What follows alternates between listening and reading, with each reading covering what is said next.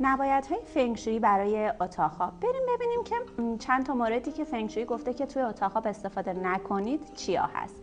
یکی از این موردها استفاده حداقلی از لوازم الکترونیکی هست، مثل تلفن همراه، تلویزیون و رایانه ها که میدان مغناطیسی الکترونیکی زیادی رو پخش میکنن و در نتیجه شما نمیتونید خواب راحتی رو داشته باشین. پس از اینها داخل اتاق خوابتون استفاده نکنید. مورد دیگه استفاده نکردن از ابزار و کاغذهای مربوط به کارتون هستش.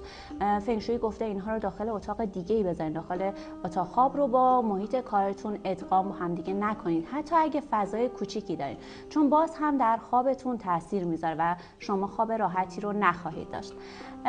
و مورد دیگه گیاهان هستش. همونطور که میدونین گیاهان انرژی یانگ دارن و بسیار پر انرژی هستن و خیلی خوبه که شما داخل محیط خونه‌تون از گیاهان استفاده کنین، چون باعث میشه که در طول روز انرژی بیشتری داشته باشین و بتونین با انرژی و آرامش فعالیت روزانه‌تون رو انجام بدین. ولی در اتاق خواب که محیط آرامش هستش و شما باید تجدید قوا کنین، بهتره که از گیاهان کمتری یا گیاهان کوچیک استفاده کنین تا بتونین در طول شب اون آرامش رو داشته باشین. چون حتما براتون پیش اومده وقتی میرین داخل یک فضای سبز یا حتی جایی که گیاهانتون رو نگهداری میکنین، بسیار پر انرژی و شاداب میشین.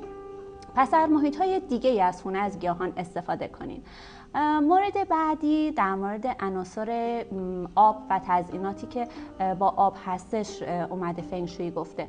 آب به تنهایی عنصر بهبود دهنده انرژی هستش و مفیده، ولی برای اتاق خواب گفته که از تزیینات آبی مثل آکواریوم ها یا تزییناتی که اقیانوس ها و رودخانه ها رو به تصویر میکشن استفاده نکنین، چون اینها هم همونطور انرژی یانگ رو دارن و بسیار پر انرژی هستن و در خواب شما تاثیر میذارن. پس بهتره که اینها رو استفاده نکنین تا خوابی آروم داشته باشین. پست های بعدی من رو دنبال کنین، لایک و کامنت یادتون نره.